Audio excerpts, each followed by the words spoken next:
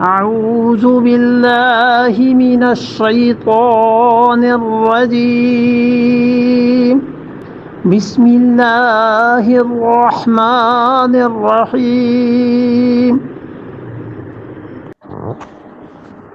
قد خسر الذين قتلوا أولادهم سفها بغير علم وحرموا ما رزقهم الله افتراء على الله قد ضلوا وما كانوا مهتدين.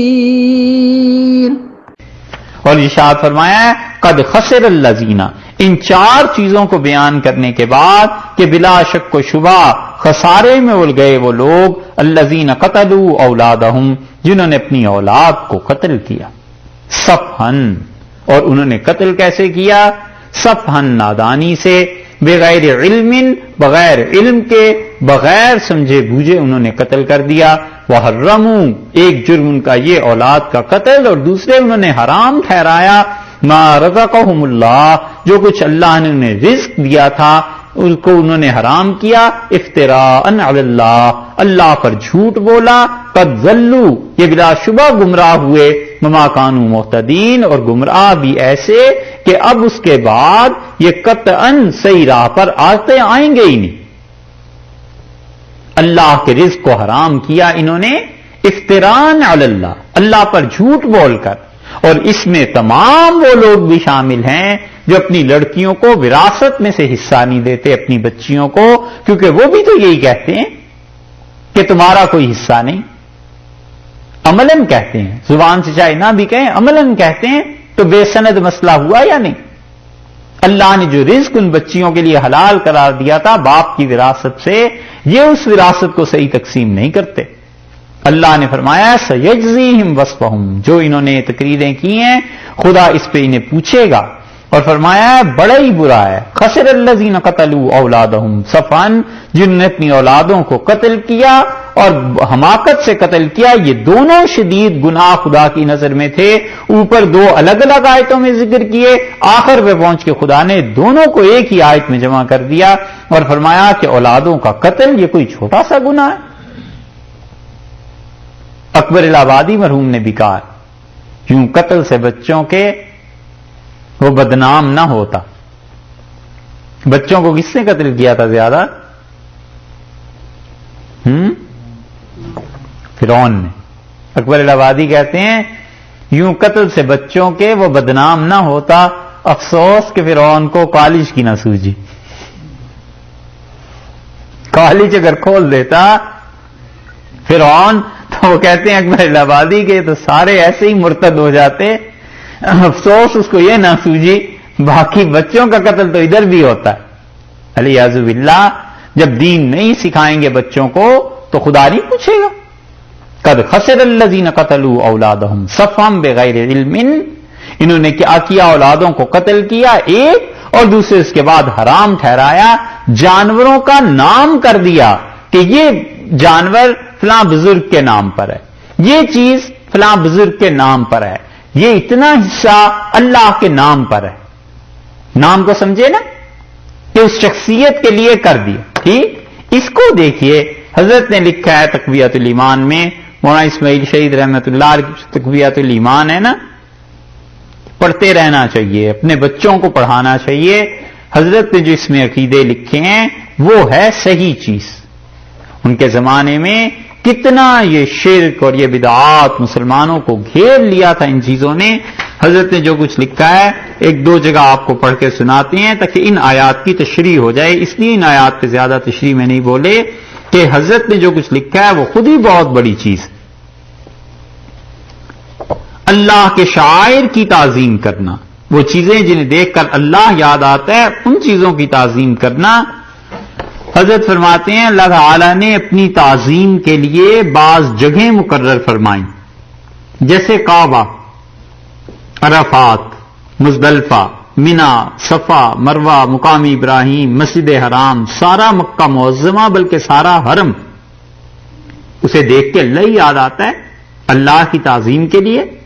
لوگوں کو ان مقامات کی زیارت کا شوق دیا ہے کہ دنیا کے گوشے گوشے سے سمٹ کر، خواہ سوار ہو کر خواہ پیادہ، دور دراز سے بیت اللہ کی زیارت کے لیے آئیں، سفر کی مشقتیں اٹھا کر ایک خاص بے سلے لباس میں، وہ جو احرام کی چادریں ہوتی ہیں دو، مخصوصیت سے وہاں پہنچیں اور اللہ کے نام کی قربانیاں کریں، اپنی منتیں پوری کریں، نظر مان لی کہ یہ کام ہو جائے تو اللہ کے ہاں جا کے ایک جانور ذبح کروں گا، حضرت اس کا بتاتے ہیں، بیت اللہ کا طواف کریں اور دلوں میں مالک کی تعظیم کی جو امنگیں کروٹیں لے رہی تھیں بیت اللہ آ کر انہیں پوری کریں، اس کی چوکھٹ کو چومیں بیت اللہ کی، اس کے دروازے کے سامنے بلک بلک کر دعائیں مانگیں، پھر کوئی بیت اللہ کا پردہ تھام کر رو رو کر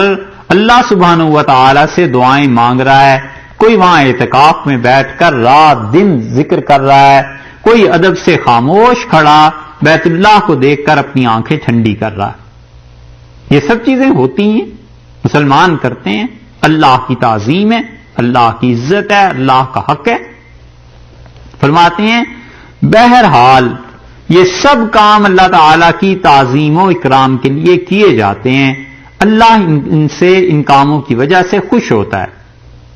جو حاجی عمرے کے لیے گئے ہوئے ہیں، حاجی ہیں، خدا ان لوگوں سے خوش ہوتا ہے ان کاموں کی وجہ سے، کیونکہ اللہ کو پسند ہے یہ کام، اور کرنے والے کو دونوں جہان میں فائدہ ہوتا ہے، دنیا میں تو تسکین سکون ملتا ہے کہ اللہ کی عبادت کی، آخرت میں اس کا اجر ملے گا۔ لہذا اس قسم کے کام غیر اللہ کی تعظیم کے لیے حرام اور شرک ہیں۔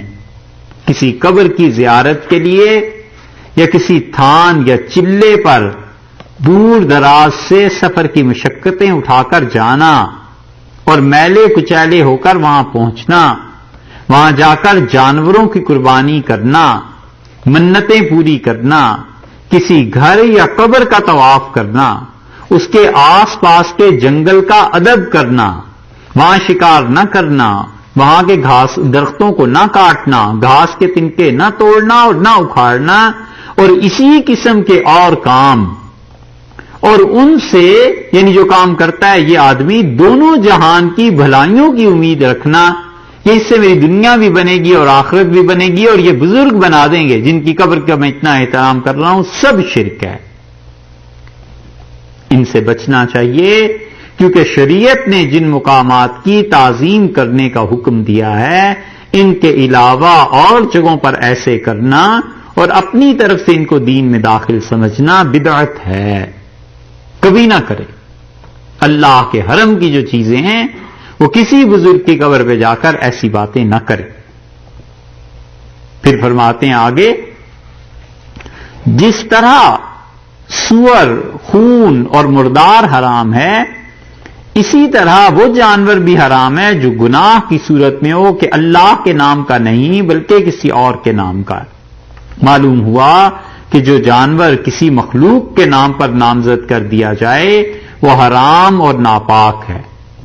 مثلا یہ کہہ دیا جائے کہ یہ سید احمد کبیر رحمت اللہ علیہ کی گائے ہے، اس پہ شہرت ہو گئی کہ سید صاحب کی گائے، بس اب کوئی بھی اسے اللہ کے لیے نہیں کرے گا، یہ شیخ سدو کا بکرا ہے وغیرہ وغیرہ۔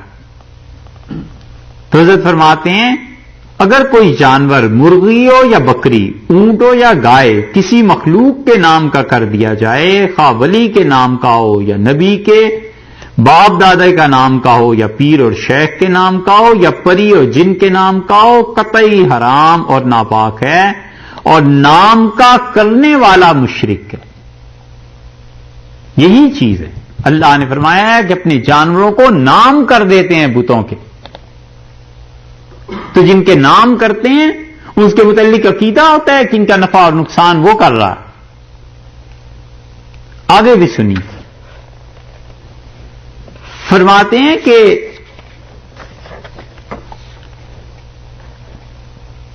قطعی بے بنیاد خیالات ہیں کہ بارش کرنا کسی کے اختیار میں، غلہ پیدا کرنا کسی اور کا کام ہے. کوئی اولاد دیتا ہے, کوئی تندرستی بخشتا ہے, پھر آپ ہی آپ ان کے نام مقرر کر لیے کہ فلاں کام کے مختار کا یہ نام ہے. اس عبارت کو سمجھیے, فلاں کام کے مختار کا یہ نام ہے. مثلا دولت چاہیے تو اس کے لیے عبادت کی جائے گی لکشمی دیوی کی, کہ دولت کا اختیار خدا نے لکشمی بائی کو دیا ہے, اس دیوی کو دیا ہے, تو اس کا نام کر دیا نا دولت کے لیے کہ فلاں کام کے مختار کا یہ نام ہے اور فلاں کے مختار کا یہ نام ہے, اور خود ہی نے ان کاموں کے وقت پکارتے ہیں, یہ نام اپنے پاس سے رکھے ہیں نا. تو قرآن نے یہاں کیا کہا ہے؟ قرآن کہتا ہے کہ ان کے اپنے خیال میں یہ نام ہے.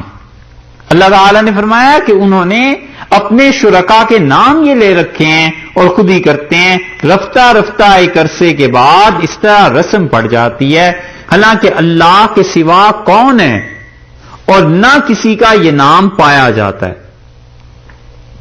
اور اگر کسی کا یہ نام ہے تو اس کو مشیت الہی میں کوئی دخل نہیں, سب کاموں کے مختار کا نام اللہ ہے.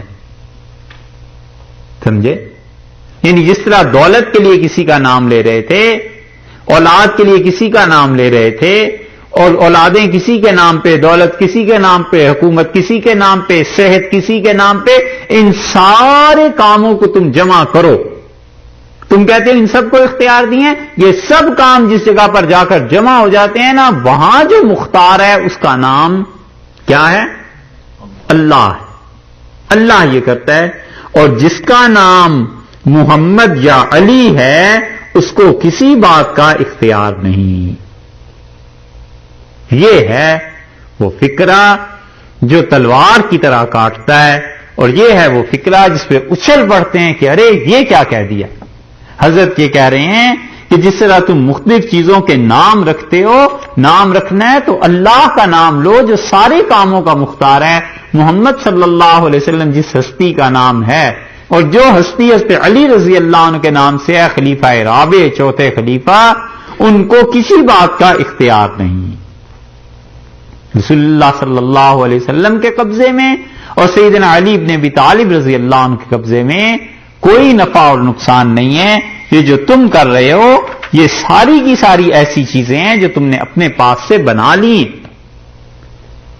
پھر فرماتے ہیں اس قسم کے خیالات باندھنے کا اللہ نے حکم نہیں دیا. آگے چل کے کہتے ہیں حضرت ثوبان رضی اللہ عنہ نے فرمایا کہ رسول اللہ صلی اللہ علیہ وسلم نے فرمایا قیامت نہیں آئے گی جب تک میری امت کے قبیلے مشرکوں میں نہ جا ملے اور بت پرستی اختیار نہ کر لیں. یہ حدیث تو ہے مسند, یہ ترمذی میں بھی آئی. حضرت کی تشریح دیکھیے, یہ ہے بات. حدیث میں لفظ آئے ہیں کہ حتیٰ یعبد الاوثان, یہاں تک کہ وثن کی پرستش کریں, واو سے اور نون, وثن کی. حضرت اسماعیل شہید رحمت اللہ علیہ کہتے ہیں کہ بت دو طرح کے ہوتے ہیں, کسی کے نام کی تصویر یا مورتی بنا کر پوجا جائے, اس کو عربی میں صنم کہا جاتا ہے. ایک تو ہوا بت جو صنم ہوا, کسی جگہ یا درخت یا پتھر یا لکڑی یا کاغذ کو کسی کے نام کا مقرر کر کے پوجا جائے. کوئی جگہ ہے کسی بزرگ کے نام ہو گئی کہ فلاں بزرگ یہاں بیٹھے تھے, یہ بیٹھکیں بھی ہوتی ہیں نا کہ فلاں بزرگ یہاں تشریف فرما ہوئے تھے. کسی درخت کے متعلق کہ اس کے سائے میں بیٹھے تھے, کوئی پتھر اس پہ بیٹھے تھے, لکڑی کاغذ لے لیا اور اس کے ساتھ کسی بزرگ کا نام جوڑ دیا. فرماتے ہیں ان چیزوں کی پرستش اس کو وثن کہا جاتا ہے. یہ دوسری قسم کے بت ہوئے, پہلے اصنام ہوئے, دوسرے وثن ہوئے, صنم اور وثن. قبر, چلہ, لاحد, چھڑی, تازیہ, یہ سمجھ آ رہی ہے؟ کوئی مشکل تو نہیں؟ تازیہ محرم میں نکالتے ہیں, علم نہیں نکلتا, شدہ ایک یہ کاغذوں سے بناتے ہیں لکھنؤ والے سارے جانتے ہیں، تعزیے جب نکلتے ہیں نا تو اس میں ایک شبیہ بناتے ہیں، ایک تابوت بناتے ہیں، پھر اس میں ایک اونٹ کو وہ لاتے ہیں، گھوڑا لاتے ہیں ذوالجنا، یہ ساری شبیہیں بنتی ہیں کہ حضرت حسین رضی اللہ عنہ کے گھوڑے ایسے تھے، حضرت حسین رضی اللہ عنہ کا علم ایسا تھا، یہ چیزیں تھیں۔ امام قاسم اور شیخ عبد القادر کی مہندی، امام کا چبوترا، اساتذہ اور مشائخ کے بیٹھنے کی جگہیں، یہ سب وثن میں داخل ہیں۔ ان کی پرستش کرنا اور ان کی عبادت کرنا یہ سب اوثان ہیں۔ اسی طرح شہید کے نام کا طاق نشان، شہیدوں کے نام کے طاق ہوتے ہیں نا کہ نہیں ہوتے ہیں؟ طاق ہوتا ہے آلہ، ایک بنا دیتے ہیں دیوار میں، کچھ پتھر نکال کے یہاں پر دیا جلانا ہے ہمیشہ اس بزرگ کے نام کا، ہوتا ہے حضرت کے نام کا، پیر کے نام کا، کسی کے نام کا، اور توپ جس پر بکرا چڑھایا جاتا ہے۔ اور اسی طرح بعض مکانات بیماریوں کے نام سے مشہور ہیں، مثلا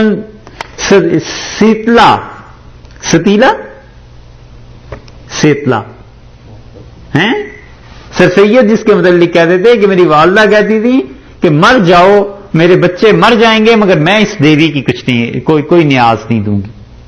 اور سر سید نے لکھا ہے والدہ کہتی تھی کہ اگر اللہ کا فضل نہ ہوتا تو یہ سارے مسلمان مشرک ہو جاتے۔ گھر گھر جب چیچک آئی تو ستیلا دیوی کی پرستش ہوتی تھی۔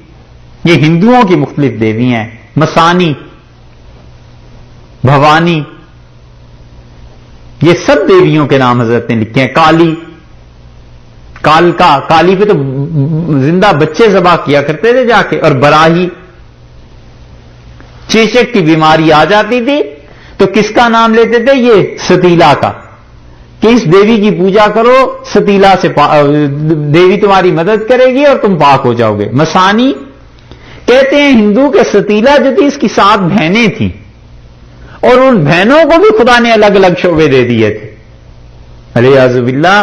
اور ان میں سے ایک کا نام یہ حضرت نے جو لکھا ہے نا مسانی، کہتے تھے جس بچے کو چیچک سے تھوڑا سا کم ہو جائے تو ستیلا بڑی بہن تھی، اس سے چھوٹی مسانی تھی، تو یہاں بھی تھوڑا سا ستیلا سے کم آ جاؤ، یعنی جس بچے کو خسرہ ہو جائے تو پھر ستیلا دیوی کی پرستش نہیں، پھر مسانی کی کرو، چھوٹی بہن ہے، بیماری بھی چھوٹی ہے، اس سے تمہیں فائدہ ہو جائے گا۔ بونی، کالی، کالکا، یہ سب دیویاں۔ اور کلکتہ میں اور بنگال میں بچوں کو ذبح کرتے تھے۔ براہی حضرت نے یہ لکھا ہے نا، یہ براہی ساری بیماریوں کے لیے، جیسے کسی زمانے میں اسپرو، ڈسپرین اور یہ چیزیں چلتی ہیں، جو بھی بیماری ہے ایک ہی گولی کھا لو بس۔ یہ براہی ایسی تھی کہ یہ ہندوؤں کے ہاں ساری بیماریوں کے لیے ہو جاتی تھی، جو بھی بیماری ہے اس کو۔ حضرت نے ساری رسموں کا ذکر کیا، فرمایا یہ سب وثن ہیں۔ صنم اور وثن دونوں کی پرستش سے شرک ثابت ہوتا ہے۔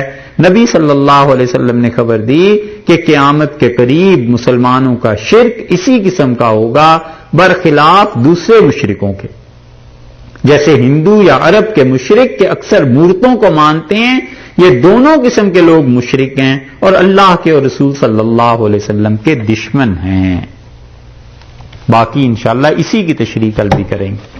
حضرت نے اور بھی عبارتیں لکھی ہیں، انشاءاللہ کل اس کے متعلق